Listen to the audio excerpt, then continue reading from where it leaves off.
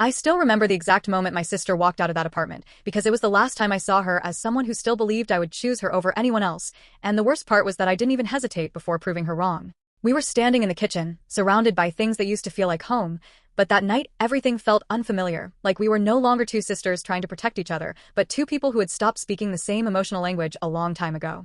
She kept telling me that something about him wasn't right, that he avoided simple questions, that parts of his story never quite lined up, but all I heard was criticism, suspicion, and that same unbearable feeling that she was trying to control my life again. Our parents died when I was still too young to understand what it meant to lose everything at once, and she became the one who held everything together. She worked extra shifts, made sure I had food, school supplies, clothes, and some version of a future, and for years I let that turn into something complicated, because I started confusing love with authority and protection with permission. By the time I met him, I was tired of feeling like every choice I made had to pass through her first. He felt different from anyone I had ever known, mostly because he didn't look at me like I was someone fragile who needed to be guided. He made me feel seen, wanted, chosen. And maybe that was why I ignored the details that should have bothered me from the start, like the way he disappeared for hours without a clear explanation, or the way he talked about his past as if whole pieces of it had simply been erased. My sister noticed those things immediately, and instead of pretending everything was fine the way I did, she started asking questions that made him uncomfortable and made me defensive. That night, she finally stopped softening the truth and told me I was making a mistake I wouldn't be able to undo, because men like him do not appear out of nowhere without leaving damage behind them. I laughed, not because it was funny, but because some part of me had already started wondering if she was right, and laughing felt easier than admitting that. Then I said the one thing I have regretted ever since. I told her she wasn't my mother, that she didn't get to decide who I loved, and that maybe if she spent less time trying to control my life, she wouldn't be so alone in her own. She didn't scream, didn't insult me back, didn't even try to defend herself.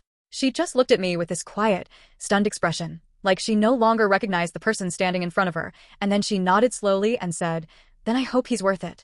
After that, she went to her room, packed her things, and walked out without another fight. I remember standing there waiting for her to stop, to turn around, to give me one more chance to take it back, but she never did. When she passed me with her bag, she paused just long enough to say, "One day you'll understand why I try to stop this." And then she left. At first, I convinced myself it was just another dramatic reaction, that she would cool down and come back the way she always did, because no matter how bad things had ever gotten between us, she had never truly left before.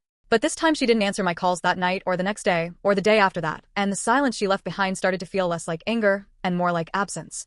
He pulled me close and told me everything would be fine, that she probably just needed space, that I shouldn't blame myself for someone else's choices, and I wanted to believe him because believing him was easier than asking myself why the one person who had never abandoned me had disappeared without a word. Days passed, and I kept calling anyway, at different hours, leaving voicemails that became more desperate every time I heard my own voice at the tone. I sent messages that barely made sense, little scraps of panic I would normally never say out loud, but nothing came back. I tried to keep functioning.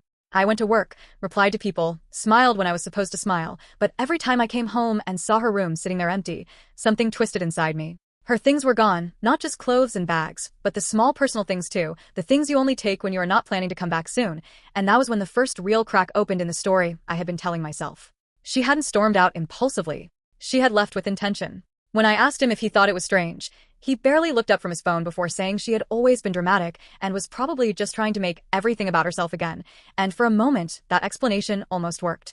Then I started noticing how quickly he dismissed every mention of her, how easily he redirected the conversation, how often he took calls in other rooms, how his phone was suddenly always face down, how the details of where he had been kept shifting in ways that were small enough to sound normal but sharp enough to stay with me.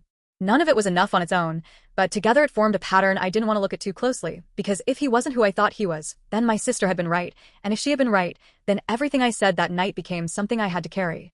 After 2 weeks, I checked her social media, called her friends, asked around at the places she used to go, and found nothing. It was as if she had stepped out of her own life and sealed the door behind her. When I told him I was thinking about going to the police, he reacted in a way that was subtle but wrong.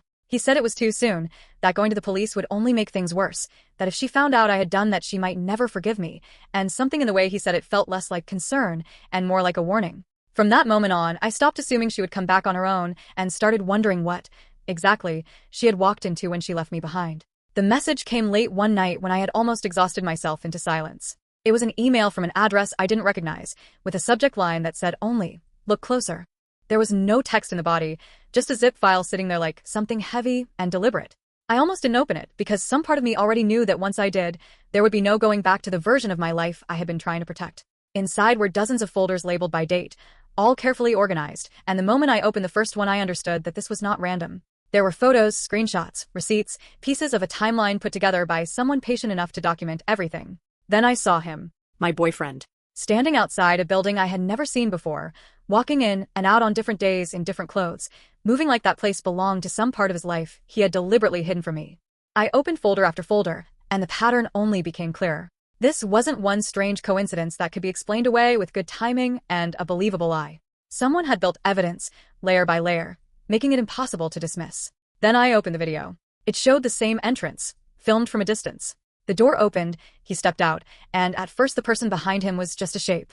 For one brief second, I actually felt relieved because I thought maybe this was just another woman and the truth, however ugly, would at least be simple. Then she stepped into the light, and everything inside me went completely still. I knew her instantly. The files, the silence, the care behind every detail, all of it clicked into place at once. This wasn't meant to confuse me.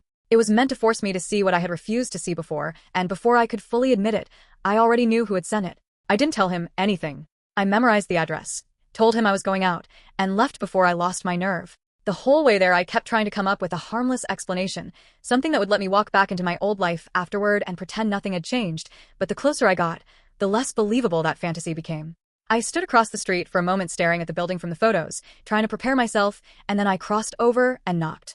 The footsteps on the other side were slow and deliberate, and when the door finally opened, the world seemed to narrow to a single impossible image. It was my sister. For a second neither of us spoke, because words were too slow for a moment like that. Then she looked at me and said, "You got the files." Like this was always how she knew I would find her. When I asked what she was doing there, she stepped aside and said, "I didn't disappear. I needed to see how far this would go." I asked again why she was there, and this time she answered in a way that changed everything. "Because he let me in." She told me he knew exactly who she was and still offered her a place to stay, and before I could even process that, she said it wasn't the worst part. He hadn't just helped her. He had started testing boundaries, pushing carefully, watching to see what she would tolerate. When I asked what that meant, she looked directly at me and said, "The same man who tells you he loves you tried to see if I would replace you." I didn't break all at once. I just went numb. Then she told me the rest. He had found her on purpose, not out of kindness, but because he understood there was already a crack between us and thought he could widen it until there was nothing left to repair. He gave her somewhere to stay, acted generous, and then began asking questions about me, about what I shared with her, what I trusted her with, and what I would believe if the story changed. She stayed because she knew I would never believe her without proof, and when she finally said, "And I was right, you wouldn't have believed me," it didn't sound cruel. It sounded exhausted. That night I went back to the apartment and saw everything differently. He looked up, smiling like always, calm and comfortable in the life he thought he still controlled, and asked if everything was okay. I told him there was something I wanted to show him, placed my phone on the table, and started opening the files one by one. At first he laughed lightly and tried to explain things away, but the more I showed him, the less room he had to maneuver. Then I played the video, and his silence said more than any denial could have. That was when the door opened behind him. He turned, saw my sister standing there, and for the first time since I had known him, I saw a real panic break through his face. He had believed he was managing every angle of the situation, every emotion, every distance between us, and suddenly he wasn't. I told him to leave. He tried to tell me there was more I didn't understand, but I cut him off and told him there was nothing left he could explain. He stood there for a moment like he was calculating whether there was still a way back into control, and then he did what men like him always do when the performance fails. He chose himself. When the door closed behind him, the silence that followed didn't feel empty. It felt fragile, like something hurt and unfinished was trying to breathe again. I turned to my sister knowing there was no apology big enough for what I had done, but I said it anyway, because it was the only thing left that was true. "I'm sorry." She looked at me for a long time and said, "I know." That hurt more than anger would have, because forgiveness does not always rebuild what was broken. Sometimes it only means the truth has finally been named. Later that night, I kept thinking about the moment she walked out, about how quickly I chose him over the person who had spent years choosing me, and the worst part was not that I had been fooled. The worst part was that she had tried to protect me, I called it control, and by the time I finally understood the difference, she had already learned how to survive without me. If stories like this hit you, Subscribe.